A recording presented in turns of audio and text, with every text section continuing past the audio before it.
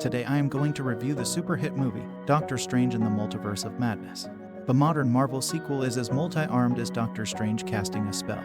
Think about how many properties are being sequel-ed in Doctor Strange in the Multiverse of Madness. It's a sequel to Doctor Strange, although just barely in that you probably need to have seen that film less than the strange adventures that followed. It's a sequel to Avengers, Endgame and Spider-Man: No Way Home in that it references action in both films and extrapolates somewhat on the universe-saving decision that the title character made in the former. It's very much a sequel to WandaVision, the show that expanded the Marvel Cinematic Universe into television, and, for a particular generation, it's kind of a sequel to when Sam Raimi was one of the most badass filmmakers alive. Perhaps all of these allegiances are at the root of why Multiverse of Madness never develops its own identity in depth. It's a Franken movie, a blockbuster sewn together from pieces of other films, comic books, and TV shows and given life with the electricity of a Marvel budget. After a dreadfully long build-up, Doctor Strange 2 gains some momentum thanks to Raimi's visual flair. But even that runs out. You really can't go home again. Spoilers will be very light. Don't worry, Dr. Stephen Strange attends Christine Palmer's wedding. And while there, chaos breaks out in the street. The fact that Michael Stuhlbarg's name is on the poster for his lone, early movie scene at the wedding feels like an agent's triumph. A giant, octopus-like creature is chasing America Chavez across universes and causing mayhem as they go, despite not being able to control when she does so. America has desired her ability to move between parallel realms. Swift action is taken by Strange and Wong to save the girl.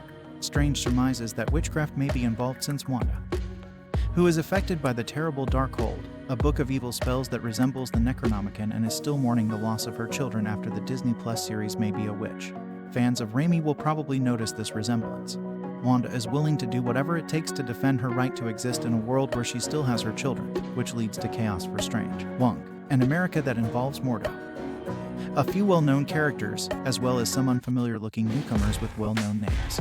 There's a sequence relatively early in Multiverse of Madness wherein Strange and America fly through alternate universes, including one that looks animated and one where their bodies are made of paint. I got excited.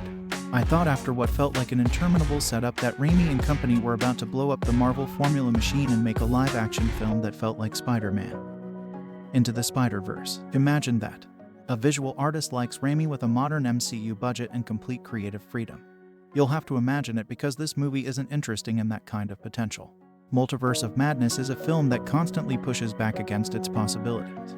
It's got a plot that could have creatively surprised viewers over and over with new variations on the very concept of a world with heroes in it and a director willing to go there. But it's very clearly a product of a content machine, fighting against its own self-interests because it's scared to alienate any of the millions of potential viewers. The sense that these movies only feign interest in being strange when they're about as normal as can make them all the more frustrating. Both WandaVision and Loki took more creative risks. Significantly, this makes it a double-edged sword when Sam Raimi, who directed Spider-Man 2 and Evil Dead 2, comes out to play about halfway through, and then really gets going in the final act. Without spoilers, Multiverse of Madness starts to involve The Walking Dead, and Raimi, who revolutionized the horror genre, proves he still has some life left in him. There are some creatively staged and executed action sequences in Multiverse of Madness that only could have been made by the director of Drag Me to Hell. And those moments are easily the film's highlights and almost rescue it. One just wishes it didn't take so long to get to them and that they weren't tethered to a movie that too often doesn't have any idea what to do with that energy, instead of letting Multiverse of Madness take creative flight. The story keeps coming back to incredibly shallow character traits like Wanda's grief, Strange's unspoken love for Christine, or America's uncertainty about her own powers. None of these resonate. The character arcs here are so remarkably weak that the performances suffer too. Cumberbatch is fine, but he's a victim of a film that's so plot-heavy that he's mostly just running from one CGI sequence to the next. And I'm eager to see what the charismatic Gomez can do with a much stronger character. Listen, I know MCU movies aren't generally places for deep character work. I'm just saying it's even more shallow here than normal, especially considering how the typically reliable Olsen nailed this character in her previous outing. It's sad to see her and the character take a step back instead of exploring the ideas in the show that bore her name. By the time that Doctor Strange in the Multiverse of Madness was pulling out the universe-bending scenes that will probably be spoiled by Friday afternoon, I started to wonder if there's a breaking point to these CGI orgies that serve so many other properties they forget to be interesting on their own. There have been complaints about MCU properties that feel like they exist merely to get people interested in the next movie or TV show. but it's never felt so much like a snake eating its tail as it does here. Or at least the spell has worn off for me. Man, No Way Home, in that it references action in both films and extrapolates somewhat on the universe-saving decision that the title character made in the former. It's very much a sequel to WandaVision, the show that expanded the Marvel Cinematic Universe into television. And, for a particular generation, it's kind of a sequel to when Sam Raimi was one of the most badass filmmakers alive. Perhaps all of these allegiances are at the root of why Multiverse of Madness never develops its own identity in depth.